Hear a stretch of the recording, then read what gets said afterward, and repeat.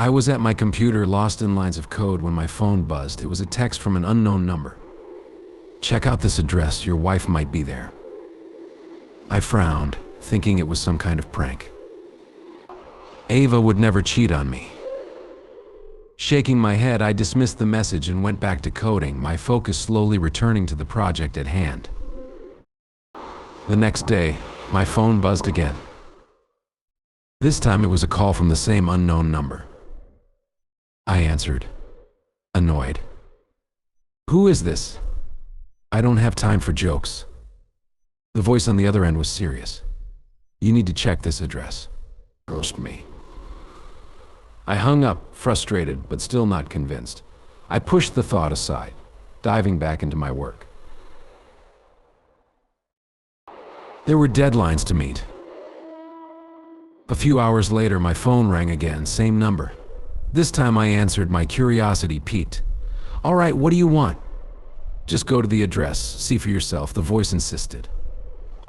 Sighing, I finally agreed.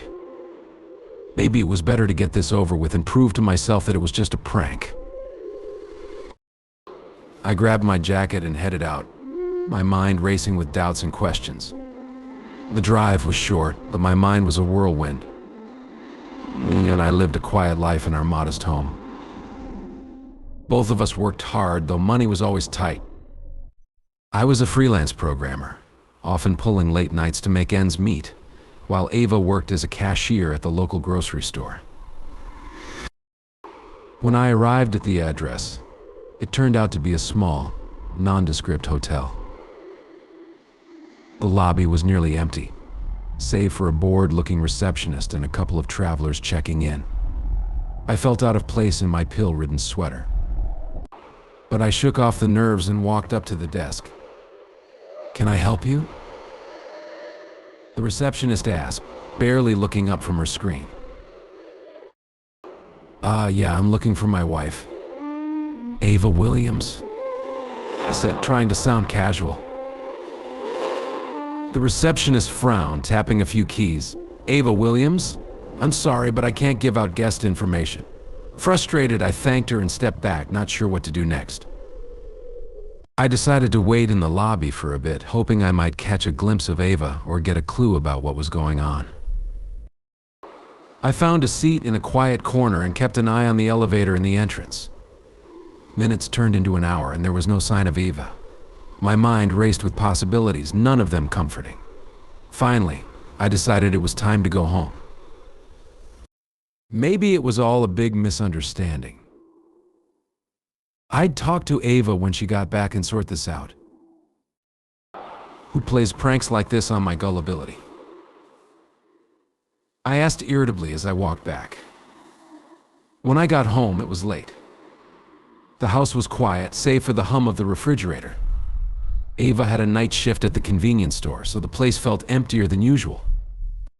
I tossed my keys onto the table and sank into my chair, the earlier events replaying in my mind. I considered calling the number back to give whoever it was a piece of my mind, but decided against it. There was no time for this nonsense. I needed to finish my work.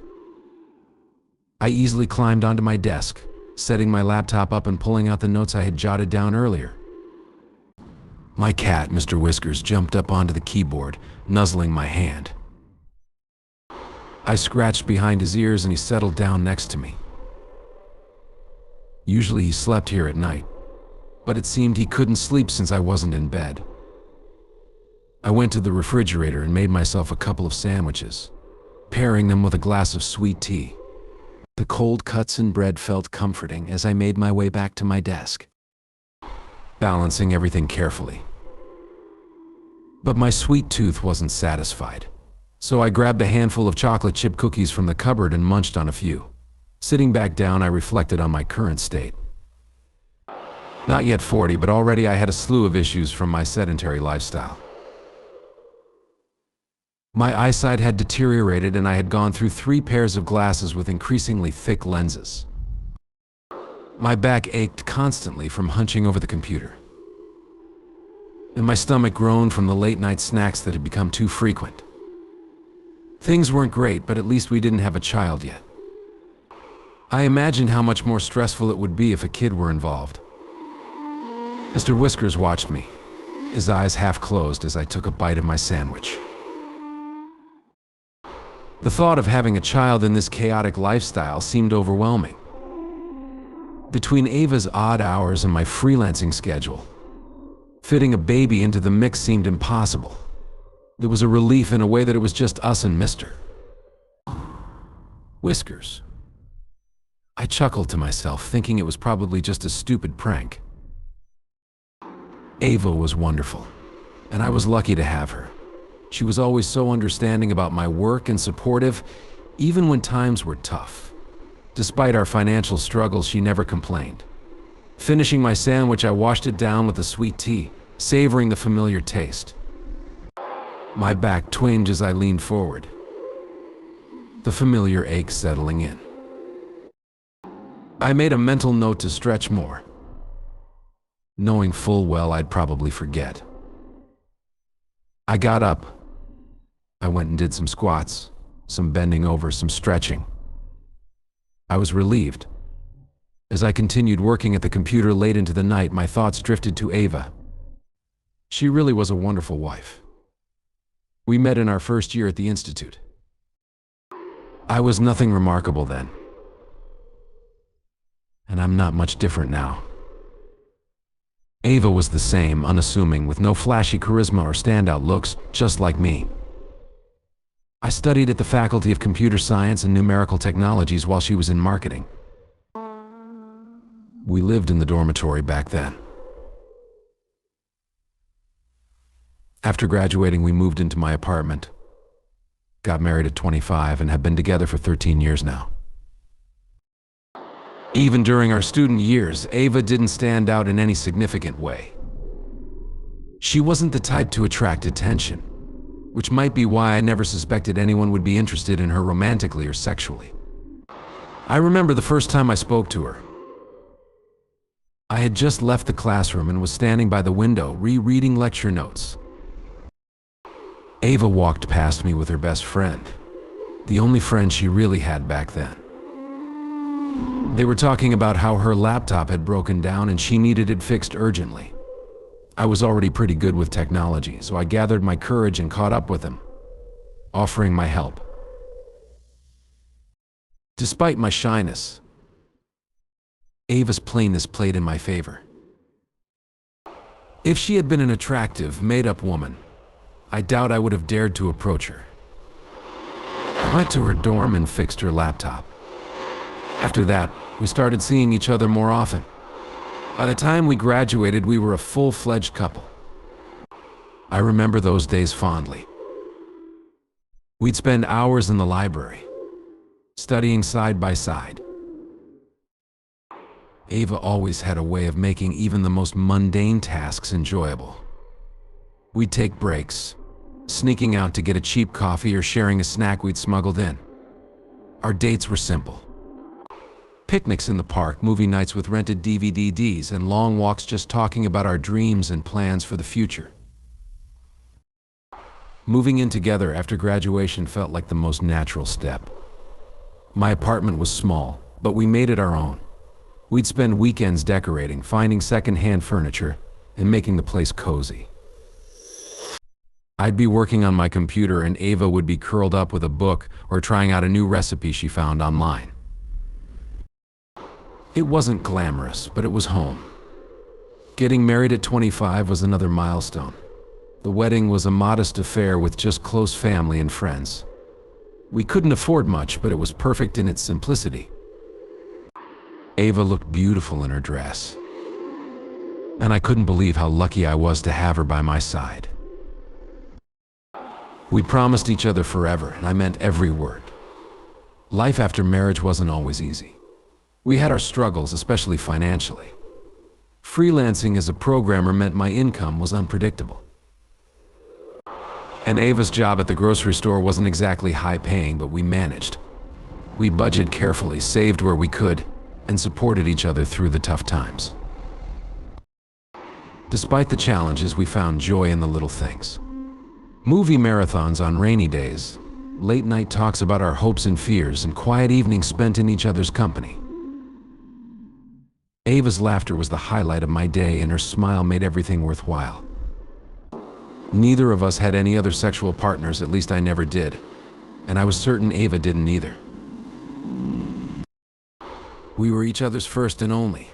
That's part of why these messages bothered me so much. They felt so out of place in our straightforward, unremarkable life.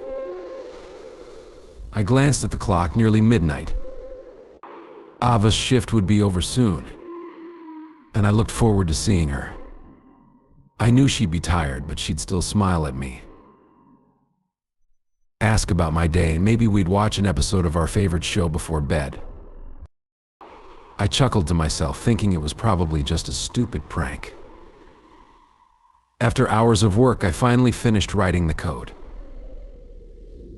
As I saved the last file and closed the laptop, a thought crossed my mind. I'd often considered getting a job at a company, but the idea of having to interact with people regularly put me off. Despite various companies assuring me that they could provide an office where no one would enter without my permission, it still didn't convince me. I wanted to work alone, without having to talk to anyone. It was surprising even to me that I agreed to share this story. By the time I had finished, it was already 5:30 in the morning. I had finished all my sandwiches and tea by then. Aunt Ava would be coming home soon. I stood up, stretched, and did a few squats to get the blood flowing. Feeling a bit more awake, I decided to take a quick shower. The warm water helped clear my head, washing away the fatigue. After the shower, I changed into fresh clothes, feeling ready to greet the day and my wife. Just as I was getting ready to put on my shoes, I heard the front door open. Ava walked in looking tired but smiling brightly, as if we were still newlyweds in our first year of marriage, not 13 years in. "Hey Mason," she greeted, her voice warm and cheerful despite her exhaustion. "Hey Ava," I replied, giving her a hug. "How was your shift?" She sighed, dropping her bag on the floor. "Oh, it was a night. Let me tell you, this one customer." I listened as she recounted the story. Apparently, a man had come in just before closing, frantic, because he needed a very specific brand of baby formula. They had run out and the guy was almost in tears. Ava managed to find a few cans in the back storage, much to his relief. "He was so grateful," Ava said, shaking her head with a smile. "You should have seen his face. It's moments like these that make the job worthwhile, even when I'm dead tired." I smiled, grateful for her kindness. "You're amazing, you know that?" She laughed softly. "You always say that. So how was your night? Did you get your project done?" "Yeah, finally finished it," I said. "But I'm thinking maybe I should consider looking for a company job. But you know me, I just don't want to deal with people." "Well, you know it's best for you, but whatever you decide, I'll support you," Ava assured me. Her unwavering support always touched me. We talked for a bit longer, catching up on the little things. Despite the strange messages and the lingering worry, moments like these reminded me why I was so lucky to have Ava. The next morning, I woke up feeling a rare sense of relief. My big project was completed, and the payment had already been transferred to my account. It was a free day for both of us, as Ava also had night shift today. We decided to make the most of our time together and do something out of the ordinary. "How about we go for a hike?" Ava suggested over breakfast. "A hike?" I raised an eyebrow, intrigued. "We haven't done that in years." "Exactly," she said, smiling. We could use some fresh air and a change of scenery. We packed a simple lunch, grabbed our gear, and drove to a nearby nature reserve. The day was perfect. Clear skies, warm sun, and a gentle breeze. We spent hours exploring the trails, talking about everything and nothing, enjoying each other's company without the usual distractions. At one point, we came across a clearing with a breathtaking view of the valley below. It was in this peaceful moment that Ava brought up a topic we had avoided for years. "Mason," she began hesitantly, "I've been thinking a lot about having a child. I know we've talked about this before, but I really want to be a mom." I sighed, looking out at the horizon. "Ava, you know how I feel about this. We can barely manage as it is. A child would just add to our financial burdens. But it's not just about the money," she insisted. "Think about the joy, the fulfillment." "I get that," I said, taking her hand. "We can't provide for a child the way we want to. Our life is good as it is, spiritually and emotionally. We don't need a child to complete us." Ava didn't seem happy of my view. "I know, Mason, I just needed to talk about it. Thanks for listening." As we sat there in silence, my phone buzzed. It was another message from the unknown number. "It's in vain that you ignore the obvious. You need to understand this. Anyway, now or later you'll have to frustrate it," I replied. "I've had enough of you," and blocked the number. Ava noticed my annoyance and asked, "What happened?" "Just a client being unreasonable." I lied. "I won't take his order. Everything is fine." We continued our hike, but the conversation about having a child lingered in my mind. As we walked back towards the car, we encountered a family trying to set up a picnic. They were struggling with a particularly stubborn folding table. Seeing their plight, I offered to help, and Ava joined in. Together, we managed to get the table set up, much to their gratitude. "Thank you so much," the mother said, smiling. We were about to give up that thing. "No problem," I replied, feeling a strange warmth from the simple act of helping. Ava exchanged a knowing glance with me, a hint of that earlier conversation in her eyes. Back at home, we settled in for a quiet evening. Ava prepared for her night shift, and I decided to unwind with a book. Despite the lingering thoughts in the earlier message, I felt content. As Ava left for work, she kissed me goodbye, her eyes still reflecting the unspoken wish for a child.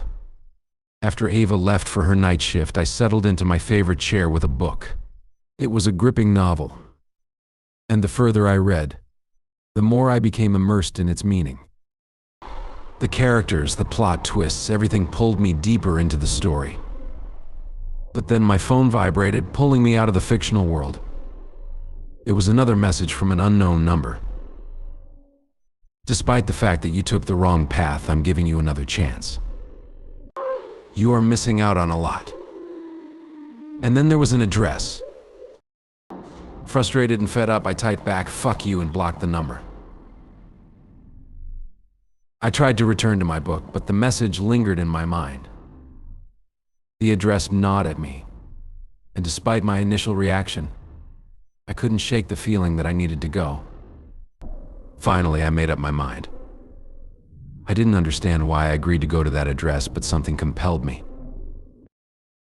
I grabbed my jacket, pocketed my phone, and headed out. The streets were dark.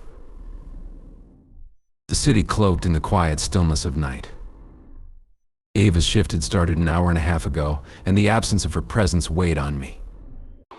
I drove through the quiet streets, the city lights casting eerie shadows on the buildings.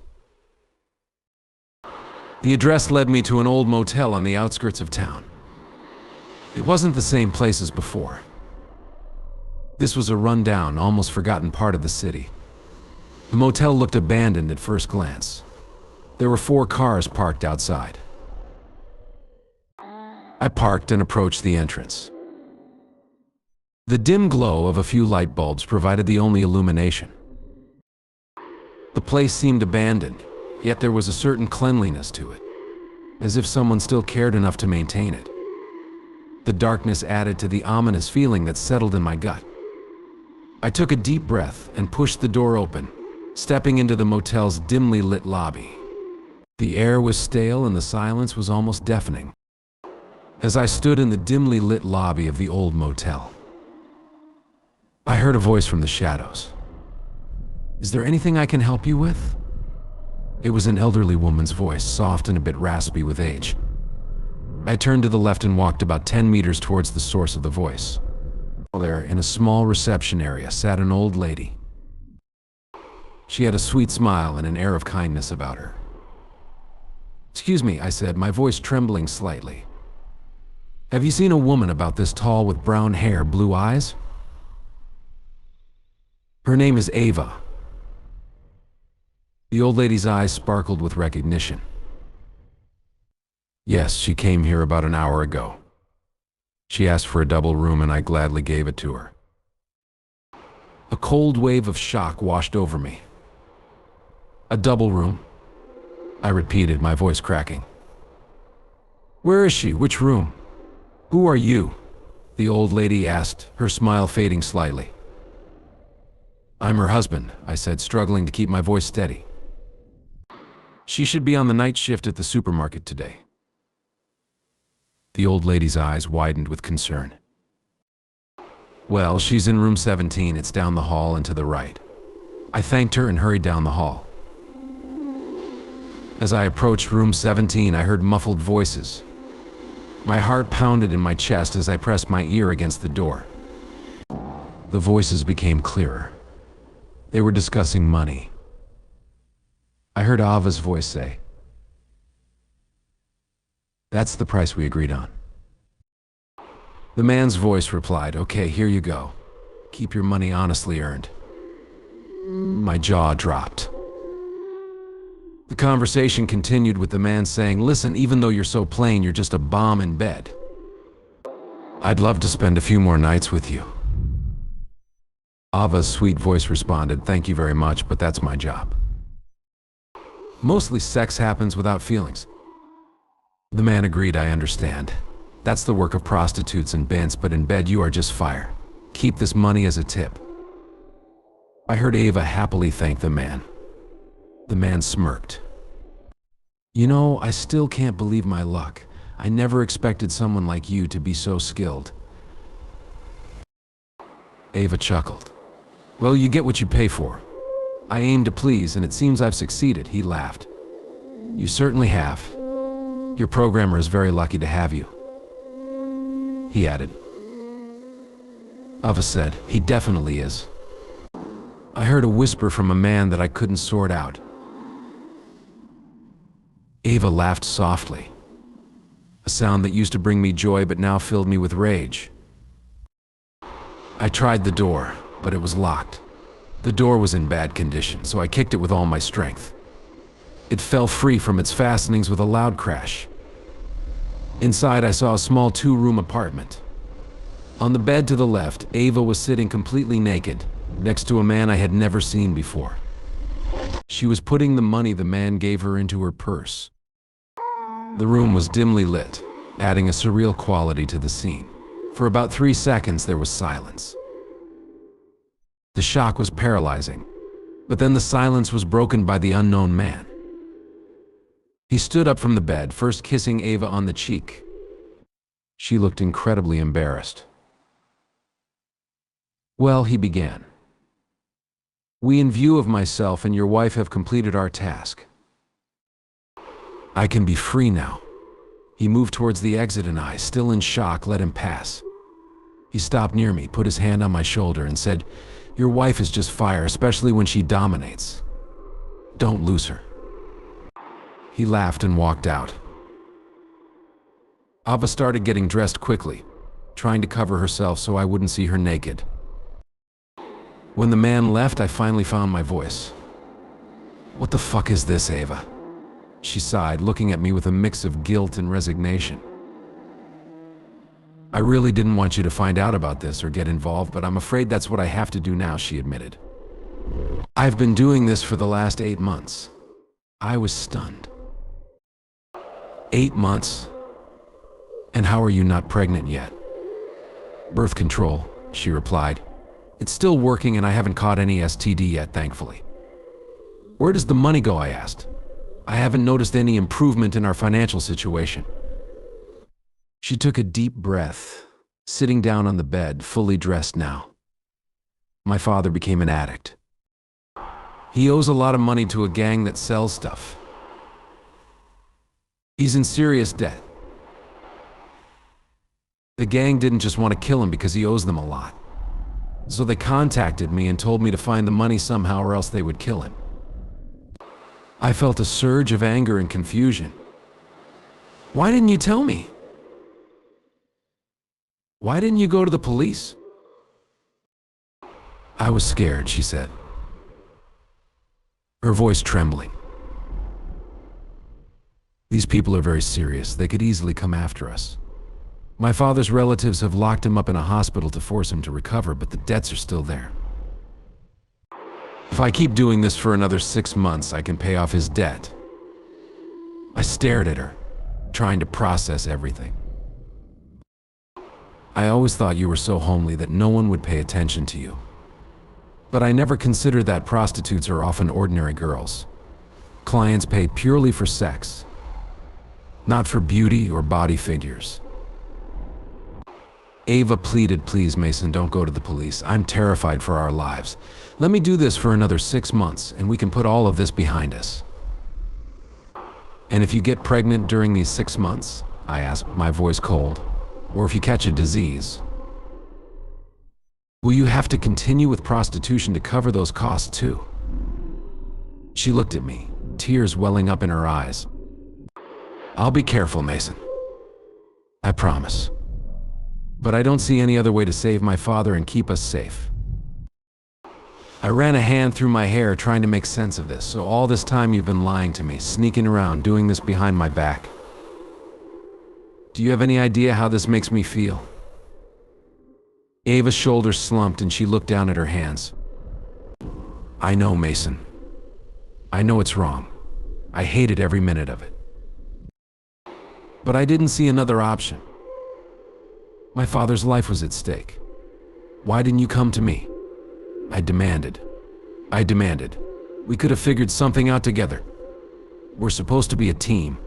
She looked up, her eyes filled with regret. I was ashamed. "I didn't want you to see me like this. To know that I was doing this. And I was scared that if we went to the police, they wouldn't be able to protect us." I shook my head, feeling a mix of anger and sorrow. "Ava, this isn't just about the money or your father. This is about trust. You've broken my trust in the worst way possible." She reached out, but I pulled back. "Mason, please. I'm begging you. Let me finish this. 6 more months and we can put this all behind us. And what if something goes wrong?" I asked, my voice rising. "What if they come after us anyway? What if you get hurt or worse?" "I've been careful," she said softly. "I take precautions. And I've only dealt with clients who aren't violent." I let out a bitter laugh. "Clients who aren't violent? You're risking your life every time you do this, and for what? A father who got himself into this mess." Ava's face crumpled and she started to cry.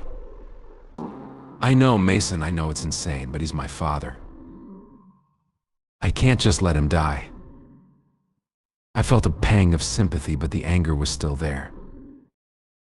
"And what about us, Ava?" She looked at me, tears streaming down her face. "I don't know, but I want to try. I want to make things right. Just give me a chance." I stood there, torn between my love for her and the betrayal I felt. "I don't know if I can ever forgive." She nodded, wiping her eyes. As we left the motel, the old lady at the reception wished us a good night and a happy family life. We ironically thanked her, and stepping outside, I noticed that one of the cars had disappeared. Clearly the car of Ava's client. I put Ava in the car and we drove home in silence. The weight of everything that had happened hung heavy in the air. I finally broke the silence. "What about the store?" Ava sighed. "They pay much more for prostitution. Today, I even had to ask an old friend from the store to cover for me. Before I started this, I used to go out and work for him sometimes. When we arrived home, it was about 3 a.m. We went straight to bed, exhausted and emotionally drained. The next morning, Ava said she needed a short vacation. "I need to get away from all this a little," she explained, her voice shaky. "Just a vacation from work, not prostitution." "I'm afraid I can't take a vacation from that." I looked at her, my heart aching. "Ava, don't go anywhere and don't even think about going back to this. We'll figure something out." I needed to clear my head, so I decided to take a walk. As I strolled through the quiet streets, my phone buzzed. It was a message from the same number. "Well, you didn't regret listening to me, did you?" I replied, "No, I didn't regret it. Thank you. However, who are you and why are you writing this to me?" The response was almost immediate. "I think it's time for us to meet." He provided another address, this time to a small pastry shop. It wasn't very far, so I decided to walk there. The pastry shop was small, with only 4 tables. Each table was occupied. An elderly woman sat at one, reading the news on her phone. At the second, a teenager of about 14 years old was engrossed in a game on his phone. The third table had a young student, maybe around 20, staring off into space. At the fourth table sat a man about my age. He was drinking coffee, looking around nervously, and constantly glancing over his shoulder. I guess this was the person I needed to meet. I approached him and asked, "Excuse me, are you the one whom I blocked twice and sent to hell?" He looked up at me and smiled. "Yes, I'm the one who tried to put you on the right path. It took me more days than I thought, but I'm glad you took the right path." The man had a striking appearance. He wore a hat reminiscent of those from the 19th and early 20th centuries, adding an air of timelessness to his look. His face was weathered but sharp, with piercing eyes that seemed to see right through me. He had a strong jawline and a neatly trimmed beard. His clothes were an odd mix of old-fashioned and modern. An impeccably tailored suit that wouldn't look out of place on a mafia don, complete with polished shoes and a vintage pocket watch chain peeking from his vest. He carried himself with an air of authority and mystery, his presence both intimidating and compelling. I sat down at the table across from the man, my mind racing with questions. He looked at me through glasses that seemed to obscure his pupils completely. Before I could say anything, he started talking. "I don't need to introduce myself," he said flatly. "You don't need to know about me." I raised an eyebrow. "Do you really wear such clothes in everyday life?" He smirked, adjusting his hat. "Naturally, every day. Undressing. You could say I'm hiding in plain sight." I couldn't hide my curiosity. "Hiding from who?" "I'm one of the members of the gang that your wife has been dealing with," he revealed, his voice calm and steady. "But now I'm an informant for the government." My jaw dropped. "An informant? And you were put in charge of my wife?"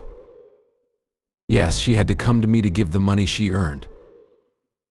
I was stunned, trying to process this information. "How did you get my number?" His smirk returned. "My colleagues have a lot of resources. We're a large gangster group. It wasn't hard." I felt a surge of anger. "And what do you want from me now?"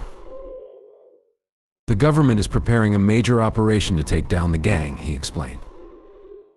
"To ensure nothing is compromised, your wife must continue her work. Any deviation could ruin the operation." I was indignant. "You expect me to just accept this? To let my wife continue prostituting herself?" He leaned in, his voice dropping to a whisper. If you interfere, you'll become an enemy of the gang." And given that I've warned you, you'll also become an enemy of the government. A sense of dread settled over me. What do I need to do? Nothing? He replied. Live your life. Program, write software. Your wife should not suspect anything. She must continue what she's doing until the government is ready to raid the gang. He stood up, adjusting his hat once more. There's nothing more for us to discuss. It's time for me to leave. Without another word, he walked away, disappearing into the bustling streets. I sat there, bewildered and overwhelmed. A few moments later, I heard the voice of the pastry shop worker. Dear, you haven't ordered anything. Are you going to buy something? I snapped out of my daze. Yes. Yes, I'll have an eclair and a latte. The eclair tasted like sawdust and the latte did little to soothe my frayed nerves. I sat there for a while, letting the weight of the situation settle over me. Eventually, I stood up and decided to take a walk. The cool air helped clear my head a bit. As I walked through the city streets, a myriad of questions swirled in my mind. The first thing that puzzled me was why I had gone to the hotel in the first place. The receptionist there had told me my wife wasn't there. And then there was the matter of the stranger's clothing. How could someone dressed so conspicuously be hiding? These questions nagged at me, so I decided to send a message to the mysterious man. I sent the message to the stranger and continued my walk, trying to make sense of everything. My phone buzzed with a reply. You mixed up the addresses and came to the wrong place. As for my attire, you have no idea how members of our gang dress. Don't write or call me again. If I need to tell you something, I will reach out first. I sighed, pocketing my phone. When I returned home, Ava was already gone. I decided to focus on something productive, so I logged on to the exchange platform where I usually find freelance work. Another client had requested a program, and I accepted the job. I threw myself into the work. The hours flew by, and before I knew it, evening had arrived and the software was nearing completion. Ava returned home, looking exhausted. How was your day? I asked, trying to keep my voice neutral. You know how it was, she replied, a touch of bitterness in her tone. But I really believe that in 6 more months I'll be out of this mess. I pretended to accept this, nodding in agreement. I understand, I said, forcing a small smile. Ava seemed relieved, her shoulders relaxing as she smiled back. Thank you, Mason. It means a lot to me that you're supporting me, she said. I watched her move around the room, trying to reconcile the woman I knew with the one I had discovered. Despite my efforts to focus on work, my mind kept drifting back to our situation. I had to protect her, no matter how twisted our reality had become. The rest of the evening passed quietly. Ava made dinner and we ate together in relative silence. Afterwards, she went to bed early, exhausted from her day. I stayed up, working on the final touches of the program. As the hours ticked by, I found solace in the familiar patterns of coding. It was something I could control, unlike the chaos that had invaded our lives. Eventually, I saved my work and shut down my computer. The program was nearly complete, and I felt a small sense of accomplishment. I stood and stretched, feeling the stiffness in my back and neck from hours of sitting. I glanced toward the bedroom, where Avia was sleeping. She had seemed genuinely happy when I pretended to be okay with her situation. I climbed into bed beside Ava, who stirred slightly, but didn't wake up. The next days passed in a blur of routine and cautious optimism. Ava and I tried to maintain some semblance of normalcy. From time to time, we went for walks together, trying to have fun and forget the weight of our reality. Once, Ava stayed out late, something that had become less frequent. When she finally came home, I couldn't hide my concern. Be careful with all these clients, I told her. They're different. You never know what might happen. Ava sighed, trying to calm me down. Mason, I've been doing this for a while now. Everything's been fine so far. Plus, I always carry protection. When I tried to find out what exactly she meant by protection, she evaded the question. I decided not to press her further, despite my worries. 3 weeks later, I was once again sitting at my keyboard, immersed in code, when I received an SMS from that stranger. The message read, "The operation will be carried out soon, from day to day, on a specific date and time which I won't disclose. Just know that your wife's ordeal will soon be over." No need to reply. I breathed a sigh of relief and continued typing, feeling a small weight lift off my shoulders. The next day, as I was lying in bed ready to drift off to sleep, Ava returned home. She looked as usual, tired but composed. We exchanged the usual pleasantries, and it seemed that the tension between us had eased. We were no longer as embarrassed by the fact that Ava was working as a prostitute. It had become a part of our strange shared reality. But the following day, Ava came home looking different, radiant almost. I immediately noticed her mood. She smiled broadly, tears of joy in her eyes. "I don't have to do it anymore." I pretended to be incredibly surprised. "Are you serious?" "How?" "Apparently the gang is getting raided and they said I don't have to work for them anymore," she explained. "I can't believe it." "It's over, Mason." I was happy about it, even though I knew it would happen soon. She returned to the store with great joy. I had hoped to hear something about the operation on TV, expecting news reports or headlines announcing the takedown of the gang, but the government kept silent. There was nothing on the news about it. No arrests, no raids. It was as if the operation had never happened. I had hoped to hear something about the operation on TV, expecting news reports or headlines announcing the takedown of the gang. But the government kept silent. There was nothing on the news about it. No arrests, no raids. It was as if the operation had never happened. Days turned into weeks, and life slowly returned to a new normal for us.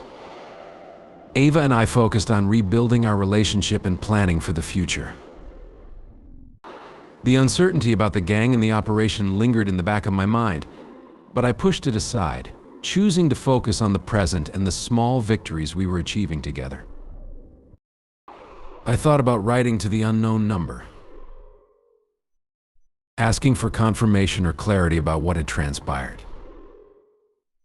However, stranger had warned me not to contact him, and I decided to heed that advice. In the end, I never wrote to him again, and I don't write to him to this day. In reflecting on my relationship with Ava, I know some people might not support my decision. But I never considered my wife's actions to be treason. She had no choice, and her actions were driven by a need to protect her family. The idea of divorce never crossed my mind. As time went on, I found myself slowly beginning to share Ava's thoughts about having a child. It could be a powerful incentive to grow, both personally and financially. Now, I've added more walking to my life. If I need to get somewhere by car, I rather get out early and walk, often passing by that pastry shop where I met that stranger.